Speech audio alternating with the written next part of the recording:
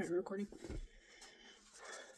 Reading 5 chapters a day on camera to prove that I am not an idiot. Today is Divergent. This is part 1. Chapter 1. There is one mirror in my house. It is behind a sliding panel in the hallway upstairs. Our faction allows me to stand in front of it on the second day of every third month, the day my mother cuts my hair. I sit on the stool, and my mother stands behind me with the scissors, trimming. The strands fall on the floor in a dull blonde ring. When she finishes, she pulls my hair away from my face and twists it into a knot. I know how calm she looks and how focused she is. She is well practiced in the art of losing herself. I can say the same of myself. I can't say the same of myself. I sneak a look at my reflection when she isn't paying attention, not for the sake of vanity, but out of curiosity. A lot can happen to a person's appearance in 3 months. In my reflection, I see a narrow face, wide, round eyes, and a long, thin nose. I still look like a little girl, though sometimes in the last few months I turned 16.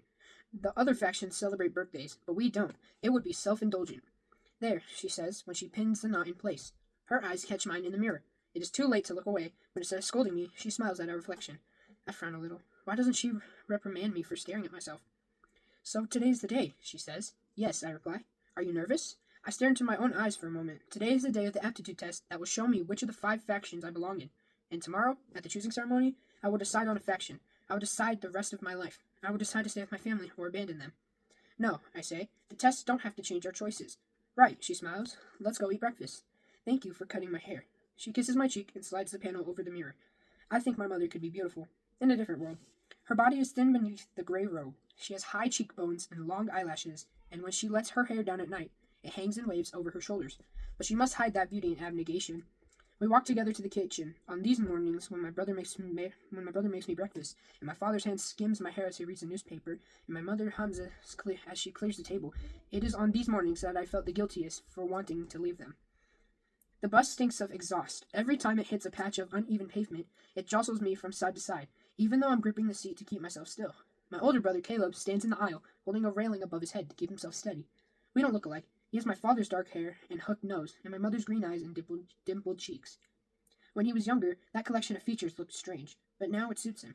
If he wasn't abnegation, I'm sure the girls at school would stare at him. He also inherited my mother's talent for selflessness. He gave a seat to a surly Candor man on the bus without a second thought. The Candor man wears a black suit with a white tie, Candor's standard uniform.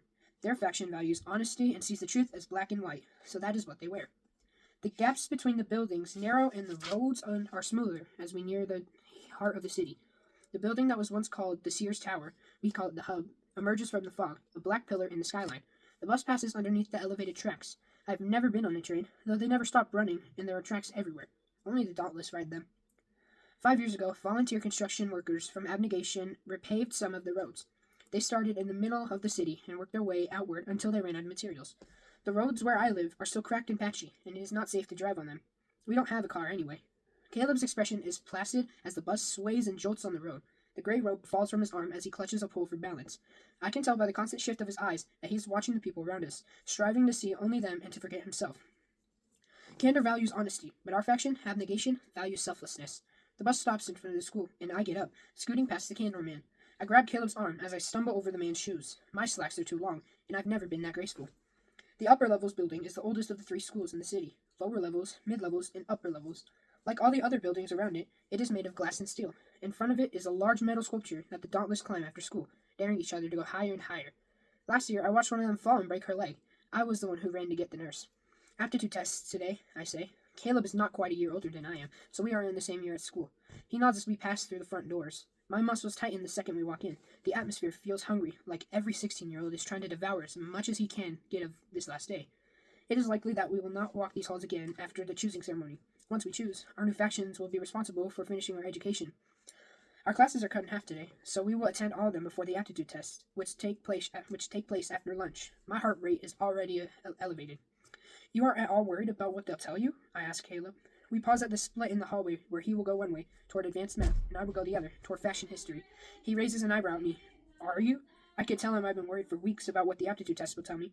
Abnegation, candor, erudite, amity, or dauntless. Instead, I smile and say, not really. He smiles back. Well, have a good day. I walk toward faction history, chewing on my lower lip. He never answered my question. The hallways are cramped, though the light coming through the windows creates the illusion of space. They are one of the only places where the factions mix, at our age. Today the crowd has a new kind of energy, a last day mania. A girl with long curly hair shouts, "Hey!" next to my ear, waving at a distant friend. A jacket sleeve smacks me on the cheek. Then an erudite boy in a blue sweater shoves me. I lose my balance and fall hard on the ground. "Out of my way, stiff," he snaps, and continues down the hallway. My cheeks warm. I get up and dust myself off. A few people stopped when I fell, but none of them offered to help me. Their eyes followed me to the edge of the hallway. This sort of thing has been happening to others in my faction for months now. The erudite have been releasing antagonistic reports about abnegation, and it has begun to affect the way we relate at school.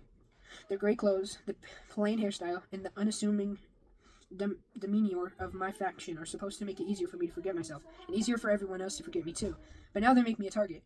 I pause by a window in the E-wing and wait for the Dauntless to arrive. I do this every morning. At exactly 7:25, the Dauntless prove their bravery by jumping from a moving train. My father calls the Dauntless Hellions. They are pierced, tattooed, and black-clothed. Their primary purpose is to guard the fence that surrounds our city. From what I don't know, they should perplex me. I should wonder what courage, what is the virtue they most value, has to do with a metal ring through your nostril. Instead, my eyes cling to them wherever they go. The train whistle blares, the sound resonating in my chest. The light fixed to the front of the train clicks on and off as the train hurls past the school, squealing on iron rails. And as the last few cars pass, a mass exodus of young men and women in dark clothing hurl themselves from the moving cars, some dropping or rolling, others stumbling a few steps before regaining their balance. One of the boys wraps his arm around a girl's shoulders, laughing. Watching them is a foolish practice. I turn away from the window and press through the crowd to the faction history classroom. Chapter 2.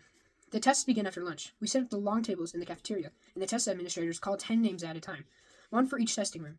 I sit next to Caleb and across from our neighbor Susan. Susan's father travels throughout the city for his job, so he has a car and drives her to and from school every day. He offered to drive us too, but as Caleb says, we prefer to leave later and would not want to inconvenience him. Of course not. The test administrators are mostly abnegation volunteers, although there is an erudite in one of the testing rooms and a dauntless in another to test those of us from abnegation. Because the rules state that we can't be tested by someone from our own faction, the rules also say that we can't prepare for the test in any way, so I don't know what to expect. My gaze drifts from Susan to the dauntless tables across the room. They are laughing and shouting and playing cards. At another set of tables, the erudite chatter over books and newspapers in a constant pursuit of knowledge. A group of Amity girls in yellow and red sit in a circle on the cafeteria floor, playing some kind of hand-slapping game involving a rhythmic song. Every few minutes, I hear a chorus of laughter from them as someone is eliminated and has to sit in the center of the circle. At the table next to them, Candor boys make wide gestures with their hands. They appear to be arguing about something, but it must not be serious, because some of them are still smiling. At the abnegation table, we sit quietly and wait. Faction customs dictate even idle behavior and supersede individual preference. I doubt all the erudite want to study all the time, or that every Candor enjoys a lively debate, but they can't defy the norms of their factions any more than I can.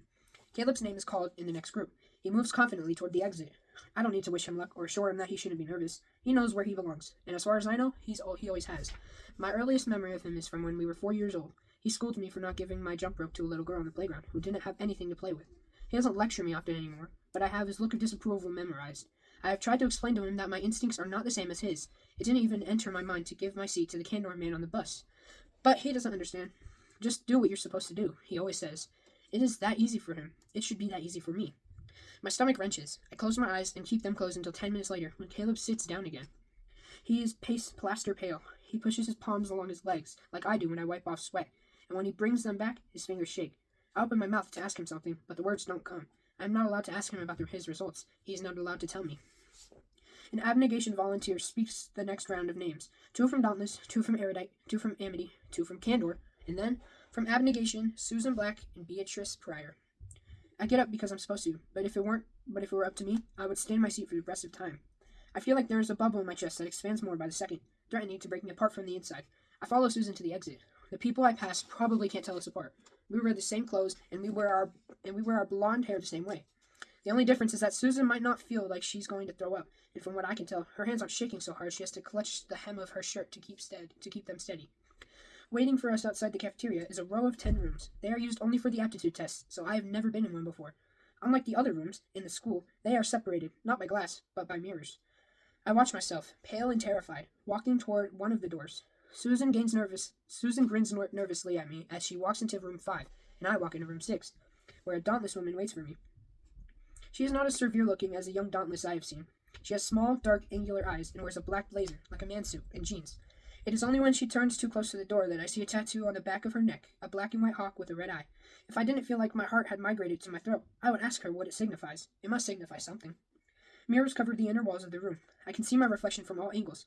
Gray fabric obscuring the shape of my back, my long neck, my knobby knuckled hands, red with a blood blush. The ceiling glows white with light. In the center of the room is a reclined chair, like a dentist, with a machine next to it. It looks like a place where terrible things happen. Don't worry, the woman says. It doesn't hurt. Her hair is black and straight, but in the light, I see that it is streaked with gray. Have a seat and get comfortable, she says. My name is Tori. Clumsily, I sit in the chair and recline, putting my head on the headrest. The lights hurt my eyes. Tori bussies herself with the machine on my right. I try to focus on her and not the wires in her hand. Why the hawk? I blurt out as she attaches an electrode to my forehead. Never met a curious abnegation before, she says, raising her eyebrows at me. I shiver, and goosebumps appear on my arms. My curiosity is a mistake, a betrayal of abnegation values. Humming a little, she presses another electrode to my forehead and explains, in some parts of the ancient world, the hawk symbolized the sun. Back when I got this, I figured I always had the sun on me. I wouldn't be afraid of the dark. I try to stop myself from asking another question, but I can't help it. You're afraid of the dark? I was afraid of the dark, she corrects me. She presses the next electrode to her own forehead and attaches a wire to it. She shrugs. Now it reminds me of the fear I've overcome. She stands behind me. I squeeze the armrest so tightly the redness pulls away from my knuckles. She tugs wires towards her, attaching them to me, to her, to the machine behind her. Then she passes me a vial of clear liquid. Drink this, she says. What is it? My throat feels swollen. I swallow hard. What's going to happen? Can't tell you that. Just trust me. I press air from my lungs and tip the contents of the vial into my mouth. My eyes close. When they open, an instant has passed, but I am somewhere else. I stand in the school cafeteria again, but all the long tables are empty, and I see through the glass walls that it's snowing. On the table in front of me are two baskets. In one is a hunk of cheese, and in the other, a knife the length of my forearm. Behind me, a woman's voice says, choose. Why? I ask. Choose, she repeats. I look over my shoulder, but no one is there. I turn back to the baskets. What will I do with them? Choose, she yells. When she screams at me, my fear disappears and stubbornness replaces it. I scowl and cross my arms. Have it your way, she says. The baskets disappear. I hear a door squeak and turn to see who it is. I see not a who, but a what. A dog with a pointed nose stands a few yards away from me. It crouches low and creeps towards me, its lip peeling back from its white teeth. A growl gurges from deep in its throat, and I see why the cheese would have come in handy. Or the knife, but it's too late now. I think about running, but the dog will be faster than me. I can't wrestle it to the ground. My head pounds. I have to make a decision. If I can jump over one of the tables and use it as a shield, no. I'm too short to jump over the tables, and not strong enough to tip one over. The dog snarls, and I can almost feel the sound vibrating in my skull. My biology textbook says that dogs can smell fear because of a chemical secreted by human glands in a state of duress, the same chemical a dog's prey secretes. Smelling fear leads them to attack. The dog inches towards me, its nails scraping the floor. I can't run. I can't fight. Instead, I breathe in the smell of the dog's foul breath and try not to think about what it just ate. There are no whites in its eyes, just a black gleam. What else do I know about dogs? I shouldn't look in the eye. That's a sign of aggression. I remember asking my father for a pet dog when I was young, and now, staring at the ground in front of the dog's paws, I can't remember why. It comes closer, still growling. If staring into its eyes is a sign of aggression, what's a sign of submission? My breaths are loud but steady. I sink to my knees. The last thing I want to do is lie down on the ground in front of the dog, making its teeth level with my face, but it's the best option I have. I stretch my legs out behind me and lean on my elbows. The dog creeps closer and closer until I feel its warm breath on my face. My arms are shaking. It barks in my ear, and I clench my teeth to keep from screaming. Something rough and wet touches my cheek. The dog's growling stops, and when I lift my head to look at it again, it is panting. It licked my face. I frown and sit on my heels. The dog props its paws up on my knees and licks my chin. I cringe, wiping the drool from my skin, and laugh. You're not such a vicious beast, huh? I get up so slowly I don't startle it, but it seems like a different animal than the one that faced me a few seconds ago. I stretch out one hand carefully so I can draw it back, if I need to. The dog nudges my hand with its head. I'm suddenly glad that I didn't pick up the knife. I blink, and when my eyes open, a child stands across the room, wearing a white dress. She stretches out both hands and squeals, "Puppy!" As she runs towards the dog at my side. I open my mouth to warn her, but I am too late. The dog turns. Instead of growling, it barks and snarls and snaps, and its muscles bunch up like a coiled wire, about to pounce. I don't think I just jump. I hurl my body on top of the dog, wrapping my arms around its thick neck. My head hits the ground. The dog is gone, and so is the little girl. Instead, I am alone, in the testing room, now empty. I turn in a slow circle and can't see myself in any of the mirrors. I push the door open and walk into the hallway, but it isn't a hallway. It's a bus, and all the seats are taken. I stand in the aisle and hold onto a pole. Sitting near me is a man with a newspaper. I can't see his face over the top of the paper, but I can see his hands. They are scarred like he was burned, and they clench around the paper like he wants to crumple it. Do you know this guy? He asks. He taps the picture on the front page of the newspaper. The headline reads, Brutal Murderer Finally Apprehended. I stare at the word murderer. It has been a long time since I'd last read that word, but even its shape fills me with dread. In the picture beneath the headline is a young man with a plain face and a beard. I feel like I do know him, though I don't remember how. And at the same time, I feel like it would be a bad idea to tell the man that. Well, I hear anger in his voice. Do you? A bad idea. No, a very bad idea. My heart pounds, and I clutch the pole to keep my hands from shaking, from giving me away. If I tell him I know the man from this article, something awful will happen to me. But I can convince him that I don't. I can clear my throat and shrug my shoulders, but that would be a lie. I clear my throat. Do you? He repeats. I shrug my shoulders. Well? A shudder goes through me. My fear is irrational. This is just a test. It isn't real. Nope, I say, my voice casual. No idea who he is. He stands, and finally I see his face. He wears dark sunglasses, and his mouth is bent into a snarl. His cheek is rippled with scars, like his hands. He leans close to my face. His breath smells like cigarettes. Not real, I remind myself. Not real. You're lying, he says. You're lying. I am not. I can see it in your eyes. I pull myself up straighter. You can't. If you know him, he says in a low voice, you could save me. You could save me. I narrow my eyes. Well, I say, I set my jaw. I don't. That was 2 chapters. I will read 2 chapters either tomorrow or at 8 p.m. Eastern Time. Thank you and goodbye.